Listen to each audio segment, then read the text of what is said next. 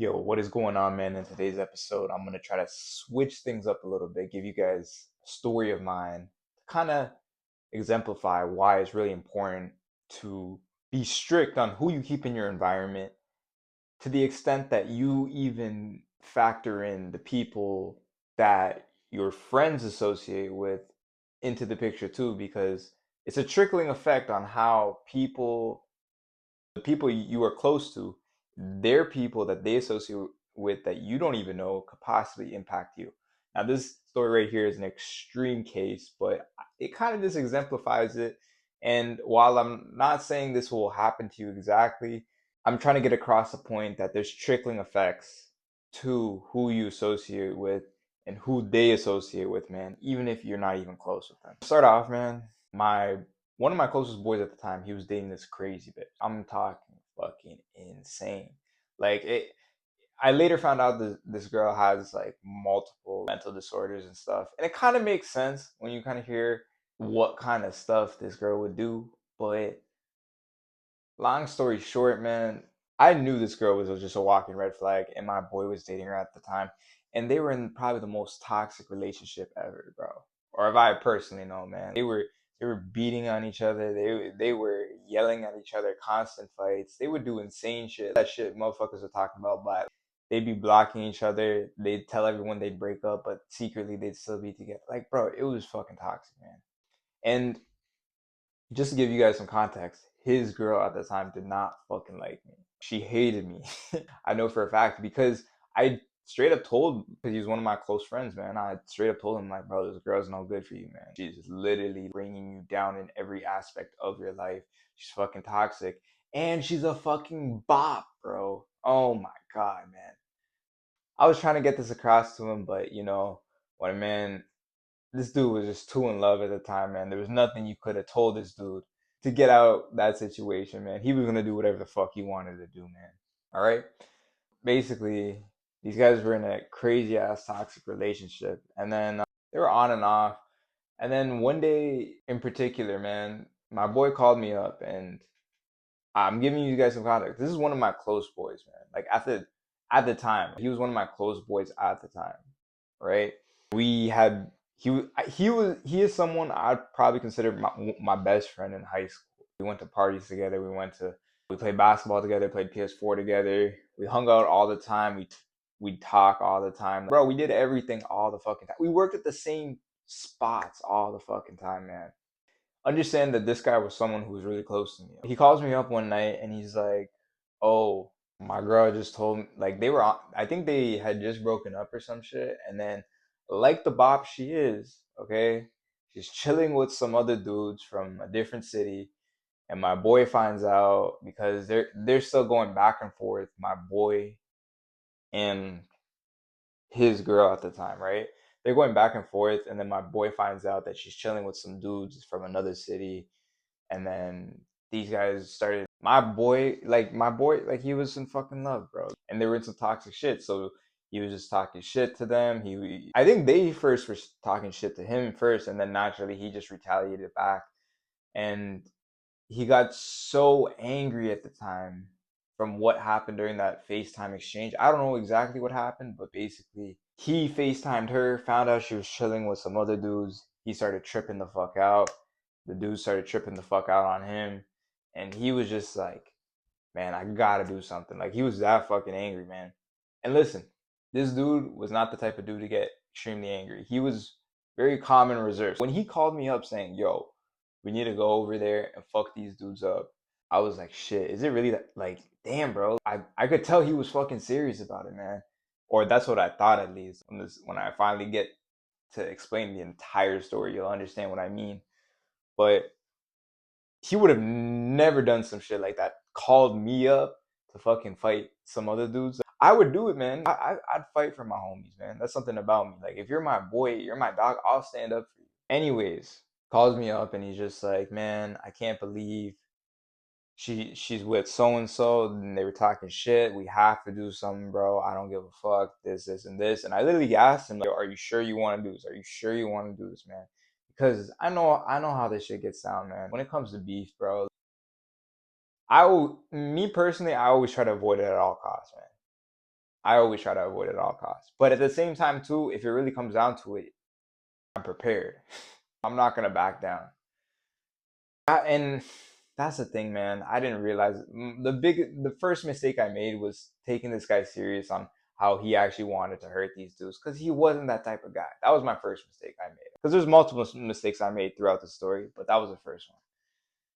He tells me, yeah, I'm serious, this isn't this. And then I'm like, all right, bro, if you're really serious and you actually want to come fuck them up, let's go, whatever. And some details I want to mention is that he told me that, yo, there's only maybe like two of them there, and it's only two of them. And that was the second mistake I made, believing that there was only going to be two people there. Like, I don't know why I believed him, bro, but I just did, man.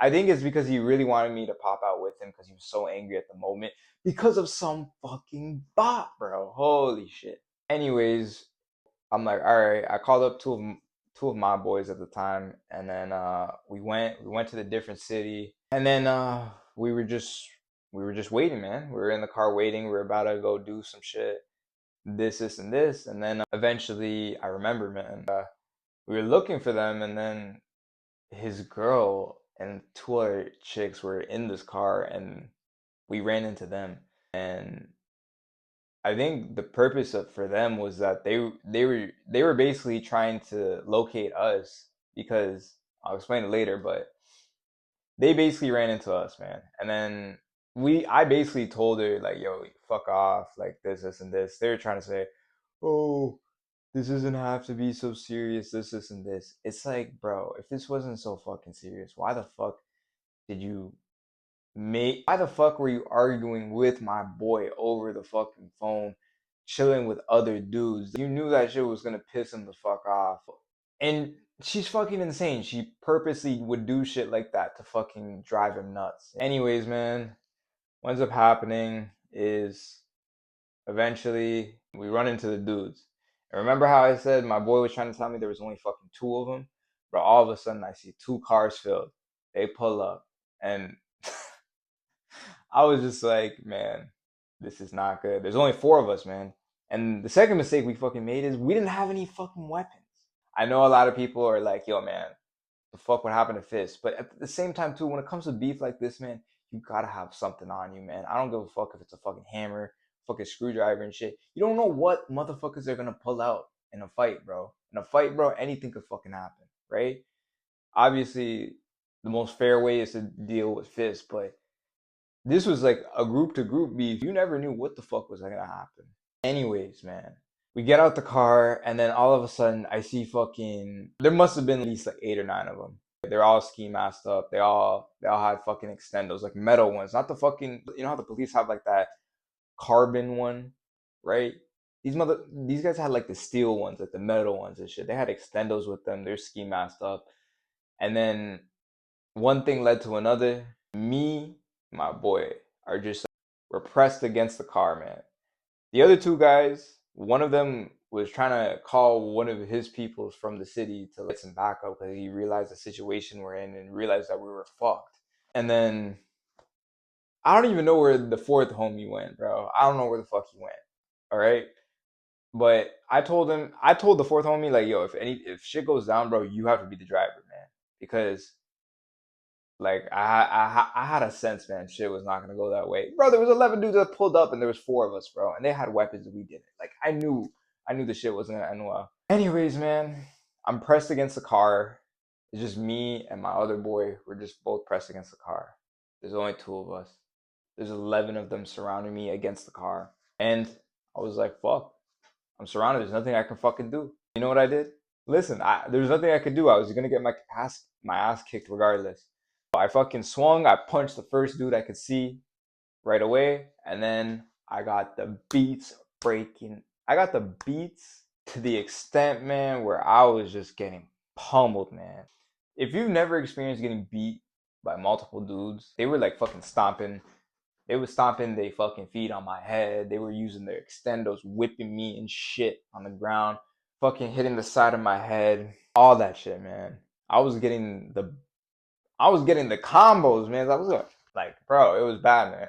to envision, to really understand what I was going through in that moment. Just imagine running into a brick wall with your eyes closed repeatedly over and over and over and over and over and over again. And you don't know when the fuck it's gonna stop, man. And bro, I swear to God, this is this had to be a miracle from God, man. I was getting the beast breaking out of me. And then one of my homies, the dude who I mentioned, who I told him, yo, if shit just goes down, you're gonna be the driver, right? I eventually I was separated from the other dudes and shit somehow, some way. I to be quite honest, I don't have a real good recollection of that night, man, because I was getting the beats breaking out of me. But all I remember is I was pummeled to the ground, and all I hear is from one of my homies is like, "Yo, Shook, get the fuck up."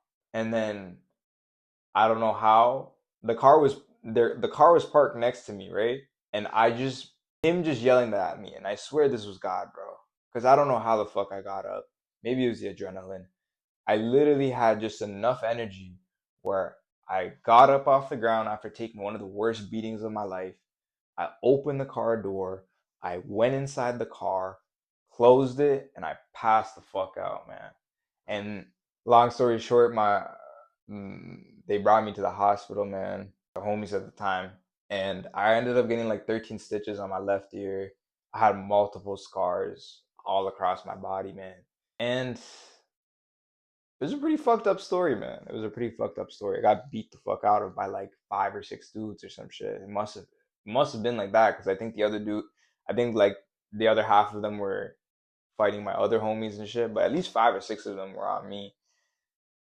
And then I got eventually got to the hospital. They stitched up my ear. They gave me some shit to make me feel better, but I got fucked up pretty badly, man. And the reason why I'm telling you guys this story to begin with, man, is because listen, you guys might have friends out there, right? And maybe they're not really bad associates, right? Maybe they're okay. They're not the lowest of the low, man. But if these people are associating with the people that are toxic like that, man, right? It has a trickling effect into your life, man. That's why I'm super strict about who I keep in my circle, man. If my close homie is associating with anyone, whether it's his girl, his friends, that I know I don't want to turn anything, I will not put them in my circle, man.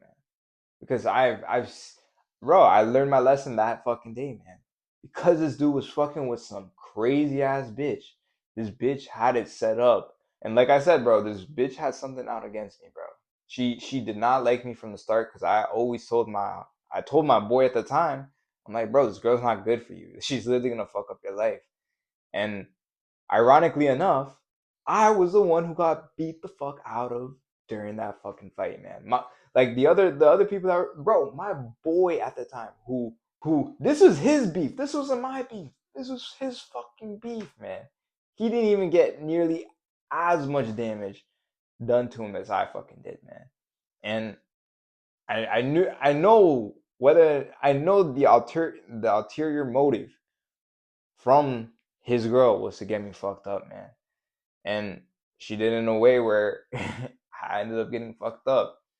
And at the same time, too, it was also my boy's fault at the time as well for dragging me into some shit like that, right? I know this story. Also, I just want to mention, I know the story might have just been all over the fucking place, man. I'm trying to remember my best because honestly, from that night, man, as you can guys can fucking imagine, I barely have real recollection of that fight because I was getting the beats, man. I just remember, bro, like I said, it was just like running into a brick wall several times with your eyes closed and not knowing when it's gonna fucking stop, man. And I share the story, and I'm honestly just trying being vulnerable with you guys to explain to you guys that, bro, I'm telling you, do not chill. You need to be super secure on who you let into your environment, man. And you need to vet these people out to see who they fucking associate with, because who they fucking associate with will, whether or not you want to accept it or not, there's gonna be a trickling effect that happens to you. And I got firsthand of it because they were in such a fucking toxic relationship. How the fuck did I get beat the fuck out of the most? It doesn't make sense. But with that being said, man, that was just a story about how I got fucked up by my friend's girl. I hope you guys enjoyed today's video. I hope I hope the way I told the story was clear, that you guys kind of understood the situation. Like I said, man, like that night was a blur, man. I try to remember all the details I can, and a lot of these details are coming from the people that were there at the time. Hopefully, you guys enjoyed that story, man. If you guys want to see more videos or even more story times, let me know in the comments below. Let me know what you guys thought about the story. Who do you think was in the wrong? Do you think it was the girl who was in the wrong? Do you think it was my homie that was in the wrong? Do you think it was both parties in the wrong? Do you think it was me in the wrong? Let me know too, bro. That being said, man, I hope you guys enjoyed today's video. Other than that, I'm gonna catch you guys in the next one.